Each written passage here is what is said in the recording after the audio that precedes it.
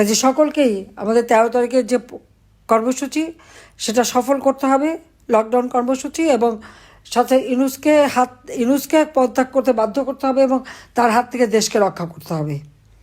তার জন্য যা কিছু আছে যেভাবে হোক সবাইকে ঐক্যবদ্ধ থাকতে হবে।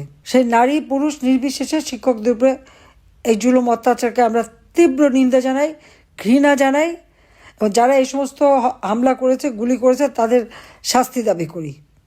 এবং আমার মনে হয় এটা সকল শ্রেণী পেশা যারা আছে প্রত্যেকের প্রতিবাদ করা উচিত। এর আগে প্রাইমারি স্কুলের শিক্ষকরা যখন আন্দোলন করলো, সেই ছোট্ট শিশু বাচ্চা কোলে ওই অবস্থায় গরম পানি মারল। মাদ্রাসার শিক্ষকরা আন্দোলন করলো, সেখানে গুলি করে 2টা লাশ গুম করে ফেললো। এই যে মুন্সিগঞ্জে আমাদের এক নেতা বললেন তার ছেলেকে ধরে নিয়ে গেছে আর তার লাশটাও পেল না, তাকে গুম করে ফেলেছে। আজকে আবু সাইদ থেকে শুরু করে যতগুলি হত্যাকাণ্ড ঘটেছে এগুলি তো ইউনূসের মেটিকুলাস ডিজাইনের মাধ্যমে করা। আমরা কেন হত্যা করতে যাব ছাত্রদের? জুলাই 15 তারিখ পর্যন্ত যখন ওরা আন্দোলন করছে তাদের গায়ে একটা টোকাও লাগতে দেয়নি। যখন এরা আগুন দিয়ে পোড়াতে শুরু করলো ঘর বাড়ি মেট্রো রেল সব, এমনকি পদ্মা সেতুতে যেহেতু হামলা করছে, ফ্লাইওভার, বিটিভি ভবন, সেতু ভবন, সড়ক ভবন সব নাকি আমি করিয়েছি। তা আমি যদি করাই তাহলে এই যে তাদের সমন্বয়ক, তারপরে শিবিরের এবং জামাতের নেতা, ঢাকা দক্ষিণের জামাতের সেক্রেটারি তো বলেই দিল যে গণভবনকে তারা আসতে চেয়েছিল আমাকে টার্গেট করে, কারণ আমাকে না মারলে নাকি তাদের ক্ষমতায় থাকা যাবে না। সেই উদ্দেশ্যে আসছে, তো সে স্পষ্ট বলে দিচ্ছে। আর বিভিন্ন ভবনে যে আগুন দিয়েছে বা জ্বালিয়েছে, বিটিভি ভবন যে জ্বালানো, সে তো যেই খুব গর্ব করে বললো যে সে কোথায় কীভাবে আগুন দিয়েছে। আর এক সমন্বয়ক বললো মেট্রো রেল আর আগুন দেওয়া। তারপর 2 জন আবার পুলিশকে হেলমেট পরেনি দেখে পুলিশ যখন ধরলো বলে দিল পুলিশকে মেরে ঝুলিয়েছিলাম তো ওদেরকে আবার ঝুলাবো। তাহলে যারা করছে তারাই তো গর্ব ভরে বলে যাচ্ছে, আর বলার সুযোগটা দিয়েছে এই জন্য যে এদেরকে ইন্ডেমনিটি, দায় মুক্তি দেওয়া হয়েছে। যে এইরকম অরাজকতা দেশে কেউ দেখেনি। আর আওয়ামী লীগের যে নেতাকর্মী, আমাদের প্রত্যেকের বিরুদ্ধে মামলা, এখানে মানে নারী পুরুষ নির্বিশেষে সবাই, এমনকি ছোট শিশু পর্যন্ত, 13 বছরের ছেলে, 14 বছরের ছেলে, তাদেরকেও ধরে নিয়ে যায়, তাদেরকেও মামলা দিয়ে দেয়। আর লেখাপড়া তো করতেই দিচ্ছে না, কাউকে পড়াশোনাও করতে দেবে না, পরীক্ষা দিতে দেবে না। আওয়ামী লীগ হয়েছে থেকে পড়াশোনা করতে দেবে না। জাতির পিতা বঙ্গবন্ধু শেখ মুজিবুর রহমানের নেতৃত্বে এই দেশ স্বাধীন হয়েছে।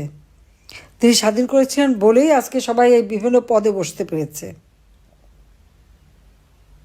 আর সেখানে আজকে সেই দল, যে দল সারা জীবন সংগ্রাম করে, রক্ত দিয়ে, জেল জুলুম অত্যাচার সহ্য করে এই দেশটাকে স্বাধীন করলো, সেই দলই থাকতে দেবে না।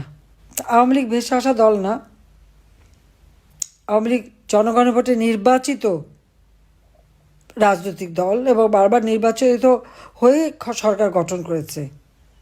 ইউনূসের মধ্যে ওই ডাকাতি করে জঙ্গিদের নিয়ে, খুনি, হত্যাকারী, ডাকাতি এদেরকে নিয়ে ক্ষমতায় আসে নাই। ক্ষমতা দখল করে নিয়ে সে ভেবেছে দুনিয়াটা একেবারে যেন পাকা একটা কমলা লেবু ছিঁড়ে ছিঁড়ে খাবে। সেটা আর হচ্ছে না, এখন সব দরজা বন্ধ। আর তার রাষ্ট্র পরিচালনার কোনো যোগ্যতাই নাই, চরম একটা অপদার্থ। আজকে অর্থনৈতিকভাবে, সামাজিকভাবে, সাংস্কৃতিকভাবে সবভাবে দেশটা ধ্বংস করছে। আইন শৃঙ্খলার পরিস্থিতি এতই খারাপ যে কোনো মানুষ, কোনো পরিবারের কোনো নিরাপত্তা নাই। এখানে দলমত না, সাধারণ মানুষের জীবনেই নিরাপত্তা নাই। না নিরাপদে রাস্তায় চলতে পারে, না ঘরে ঘুমাতে পারে। যে কেউ যে কোনো সময় যে ঘরের মধ্যে ঢুকতে পারে, কোনো লেহাজ তমিজ আদব কায়দাও নাই। আজকে কী দুর্ভাগ্য আমাদের যে যারা আমার স্বাধীনতা সার্বভৌমত্ব রক্ষা করবে সেই সেনাবাহিনীর সদস্যদের পর্যন্ত আইসিটিতে তাদের মামলা হয়। আমি তো আমাদের আর্মি চিফকে শুরুতেই যখন একেবারে শুরুতে আমি বলেছিলাম যে এদের বিচার এখানে হতে পারে না। যেখানে আমরা যুদ্ধাপরাধীদের বিচার করেছি সেখানে কিভাবে এই আমাদের স্বাধীনতা সার্বভৌমত্ব রক্ষাকারী যারা, তাদের বিচার করবে। আর তাদের অপরাধটা কী? আর্মি ডিপ্লয় করা হয়েছে, উপর থেকে যা হুকুম দিয়েছে তারা তাই করছে, তো তাদের বিরুদ্ধে কেন মামলা হবে? আর এতজন আর্মি অফিসার একসাথে মামলা করা, যদি কেউ অপরাধ করে সেনা আইন আছে, সেনা আইনে বিচার হবে। শুধু তাই না, যারা বিভিন্ন পদে ছিল, অতীতেও যারা ছিল, তাদের সবার বিরুদ্ধে মামলা, সবার পাসপোর্ট বাতিল, ইত্যাদি ইত্যাদি। পুলিশে তো মেরে পা বেঁধে ঝুলিয়ে ঝুলিয়ে থানা 460টা থানায় আগুন দিয়ে পুড়িয়ে পিটিয়ে মেরে পা বেঁধে ঝুলিয়ে তাদেরকে ধ্বংস করেছে। এখন অবৈধ অস্ত্র ছড়াছড়ি, এবং এই অবৈধ অস্ত্র কত মানুষের হাতে। কয়েকটা মানে শিক্ষা প্রতিষ্ঠান এবং মাদ্রাসা আছে যেখানে তার অস্ত্রের ভাণ্ডার। কিন্তু আমি বিশ্বাস করি শক্তিশালী জনতার কাছে এই অস্ত্র কিছুই না, এটা আমাদের মাথায় রাখতে হবে। অস্ত্র তো মানুষকেই চালাতে হয়। আমরা তো আন্দোলন সংগ্রাম সবসময় করেছি। হ্যাঁ, আজকে আমাদের সকলের একেবারে অর্থনৈতিকভাবে পঙ্গু করে দেওয়ার জন্য ঘর বাড়ি লুটপাট, আগুন দিয়ে পোড়ানো, অফিস, ব্যবসা প্রতিষ্ঠান,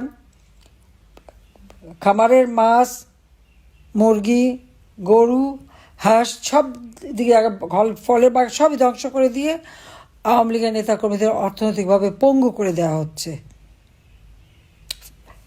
শারীরিকভাবে নির্যাতন, জেল জুলুম তো অত্যাচার আছে, সাথে সাথে আবার অর্থনৈতিকভাবেই তাদেরকে পঙ্গু করে দিয়েছে।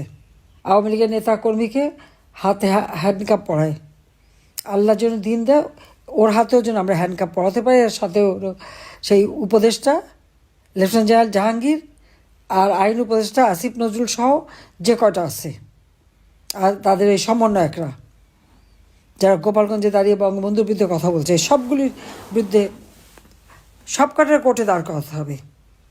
এবং যারা আপনাদের ঘর বাড়ি পুড়িয়েছে এদের নাম ঠিকানা সব রাখবেন।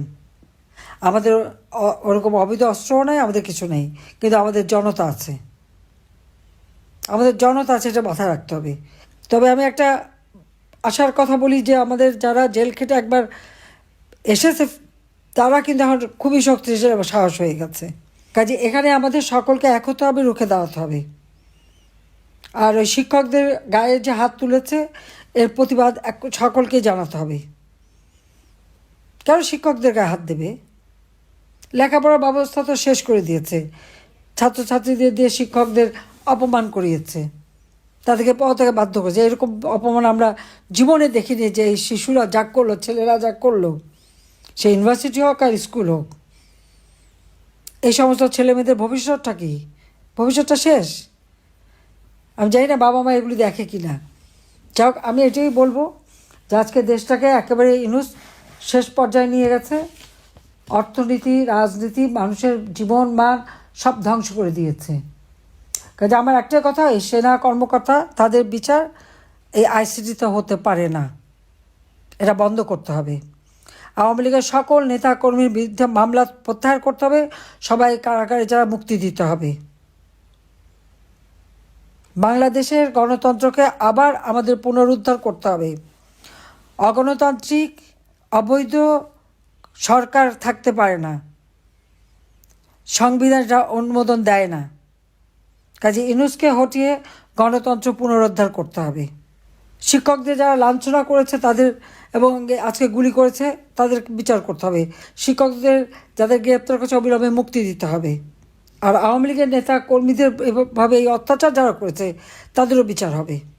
কাজে সকলকেই আমাদের 13 তারিখের যে কর্মসূচি সেটা সফল করতে হবে, লকডাউন কর্মসূচি, এবং সাথে ইউনূসকে পদত্যাগ করতে বাধ্য করতে হবে এবং তার হাত থেকে দেশকে রক্ষা করতে হবে। তার জন্য যা কিছু আছে যেভাবে হোক সবাইকে ঐক্যবদ্ধ থাকতে হবে। আর যাদের কাছে অবৈধ অস্ত্র আছে সেই অস্ত্র উদ্ধার করতে হবে। এবং সারা বাংলাদেশের মানুষকে আমি আহ্বান করব যে আপনাদের উপর যারা জুলুম করেছে, অত্যাচার করেছে, তাদেরও ঘর বাড়ি আছে, ব্যবসা প্রতিষ্ঠান আছে, সবই আছে। আর যে সমস্ত পুলিশের যারা আজকে নির্যাতন চালায় তাদেরও তো আগামী দিনে চাকরি করতে হবে, সেটার জন্য তারা মনে রাখে, এবং তাদেরও পরিবার পরিজন আছে। ওরা তো মেরে পা বেঁধে ঝুলিয়েছে, বলেছে আগামীতেও ঝুলাবে। তো যারা পা বেঁধে ঝুলাতে চায় ওই তাদের দাবিদারি করবে তারা। তাই এদের ভবিষ্যৎটা কী? কাজে সবাইকে আজকে ঐক্যবদ্ধ হয়ে নামতে হবে, কারণ এইভাবে একটা দেশকে ধ্বংসের দিকে আমরা যেতে দিতে পারি না। সবাই ভালো থাকবেন, সুস্থ থাকবেন এবং কর্মসূচি বাস্তবায়ন করবার জন্য যা যা করার তাই করতে হবে। কারণ মুন্সিগঞ্জ একটা গেটওয়ে, এটা মাথায় রাখতে হবে। তো সবাইকে আমি ধন্যবাদ জানাই। ইনশাল্লাহ জনতার জয় হবেই হবে।